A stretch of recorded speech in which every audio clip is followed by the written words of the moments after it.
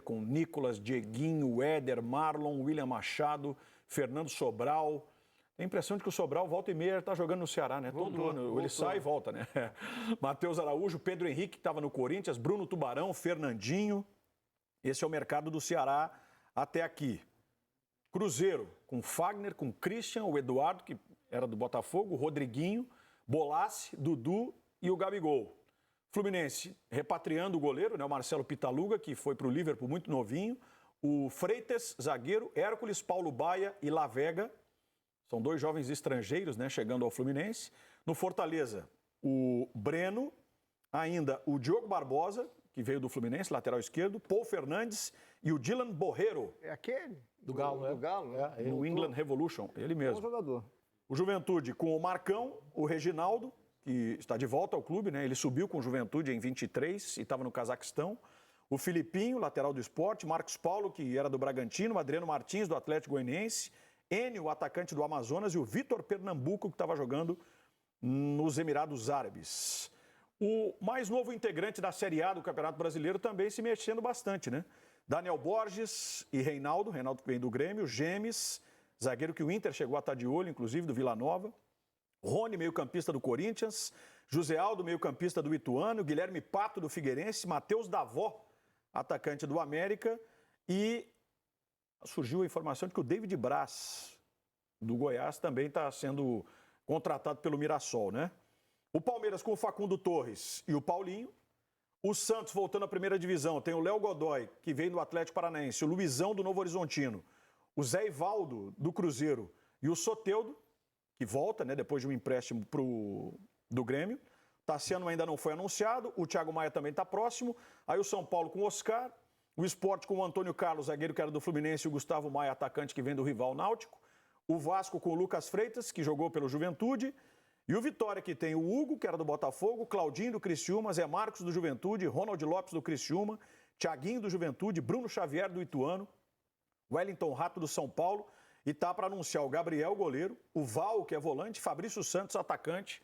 O Gabriel também disputou o Brasileirão de 24 pela equipe do Juventude. Você vê que tem times mais avançados, mais adiantados, Lédio e Eric, outros que ainda estão tímidos, a gente pode dizer assim, né, nesse início de temporada. Desculpa, Lédio. Você vê, por exemplo, não aparece ali nenhuma contratação do Flamengo, né?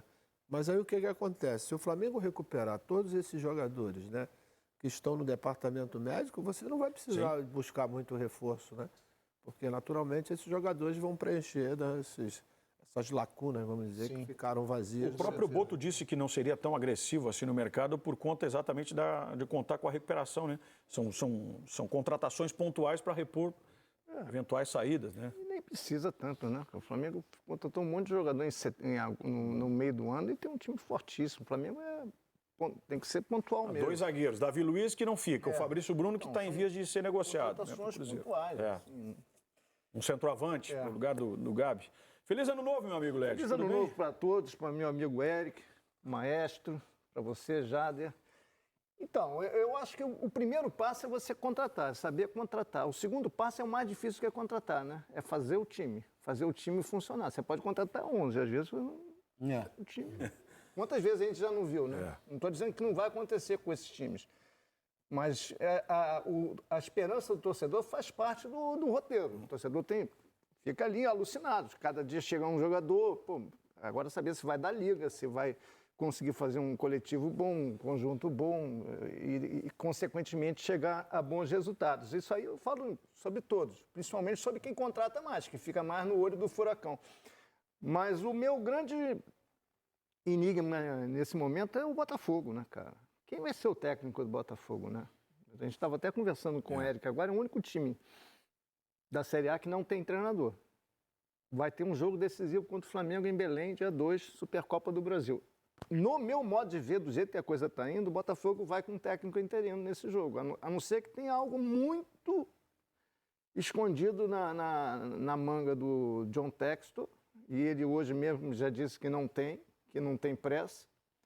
Então, eu acho que essa novela vai se arrastar. Pode ser que no meio do programa eles anunciem me quebrar. Mas eu acho que vai se arrastar, cara, porque... Tá com uma carinha, né, de que vai avançar. Porque você não vê nomes, cara. Você não vê nomes. Não, eu acho que o Textor também, ele achou que quer dizer, a tacada em cima do André Jardine Que era não boa. teria volta, que seria mais do que normal. Só que do outro lado você tem uma potência, Pois né? é. O América do México é uma potência em termos de, sobretudo na questão financeira. Elédio, eu participei, né, lá em 2004, exatamente nesse período, que foi quando o Abel veio treinador. Você precisa ter, quando você tem o dinheiro à disposição, fica mais fácil você. Mas quando você não tem, é mais difícil ainda. E hoje a gente vê que é uma escassez muito grande do mercado mesmo. O mercado não te oferece tanto talento, para a gente dizer assim. Então, você precisa encaixar as coisas de uma forma para que você não perca tempo. Né? Dinheiro. Porque você sabe, daqui a pouco tá o dinheiro... Entendeu? Então, não é fácil você conseguir manipular todas essas coisas. Precisa saber qual é a ideia do treinador. Se é um treinador novo que está chegando, quer dizer, como é que você vai compor tudo isso juntamente com a comissão técnica? Qual é a prioridade das diretorias?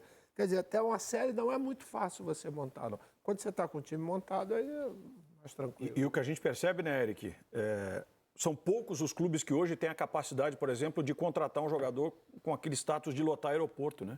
Como até bem pouco tempo atrás acontecia nos grandes clubes. Hoje são poucos os que têm recurso suficiente para trazer um Gabriel e lotar um Mineirão na apresentação, o Paulinho com o impacto da chegada também no Palmeiras.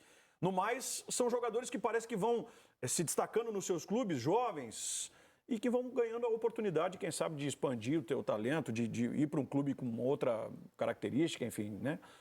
Mas já não se tem tanto aquele equilíbrio que um tempo atrás ainda a gente encontrava aqui de clubes com o mesmo nível de reforços. Boa tarde, bem-vindo ao Seleção aqui, Eric. Boa Feliz tarde, ano novo, Jader. amigo. Bom te ver, maestro, Lédio, boa tarde para todo mundo, feliz 2025. Fazer futebol no Brasil está muito caro, né? A gente vai vendo as cifras que estão girando nesse início de ano, parece até que a gente está num outro país, né? Porque é muito dinheiro circulando no futebol brasileiro, está muito caro, salários são muito altos, compras de direitos são muito altos, salários para técnicos são muito altos, fazer futebol, como eu disse, no Brasil está muito caro. E essa temporada ela vai abrir um portal para o futebol brasileiro que a gente vai precisar entender como é que vai ser. É uma temporada muito longa, ela começa agora já, semana que vem, dia 12 de janeiro, e vai até 21 de dezembro, com uma Copa do Mundo de clubes no meio para 4 times brasileiros. É uma temporada que os times vão ter que entender como é que se disputa ela e todos os seus campeonatos. Porque para os próximos 2 anos também vai ser assim. A gente tem ano que vem a Copa do Mundo, no mesmo período, e tem também, no outro ano, a Copa do Mundo Feminina aqui no Brasil, que também, certamente, o futebol brasileiro vai ter que parar, porque os estádios vão ser usados para a Copa do Mundo Feminino. Então, o que acontece? São 3 anos seguidos em que a gente vai ter um calendário muito extenso aqui no Brasil. E os clubes vão ter que aprender a trabalhar nesse calendário extenso também. Então, esse primeiro ano vai ser um ano assim, de muita adaptação também a isso, sabe? Porque no meio do ano vai parar para muitos clubes, aí férias, ou vai fazer uma temporada de treinos, como é que vai ser isso?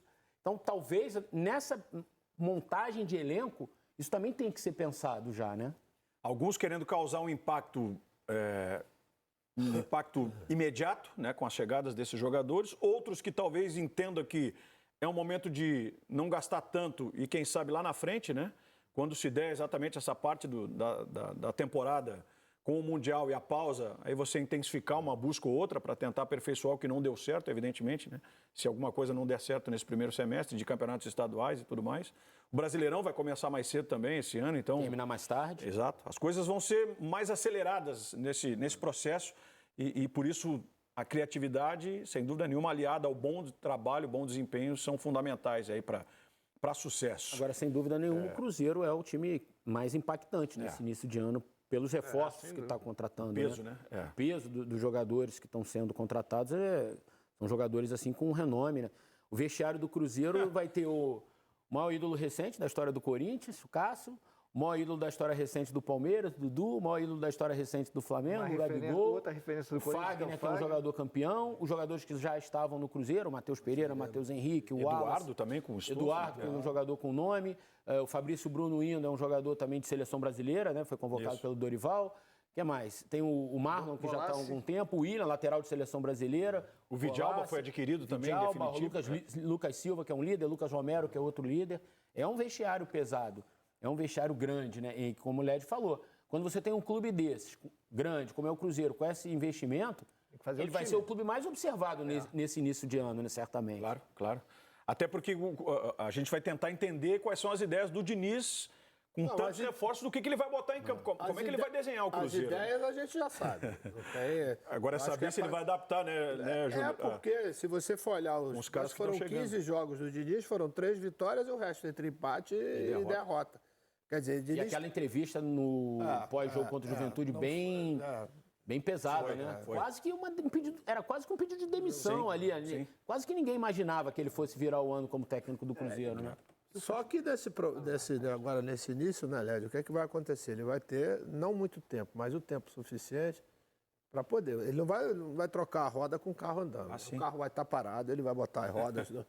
Porque é uma dificuldade muito grande, entendeu?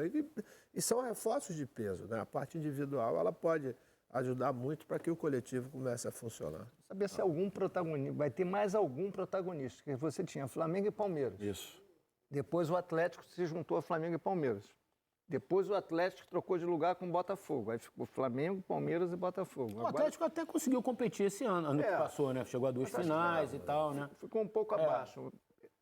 Vamos ver se o Atlético volta, por exemplo, lá para cima, Flamengo, Palmeiras, Botafogo e Atlético. Esses três acho que ficam lá em cima.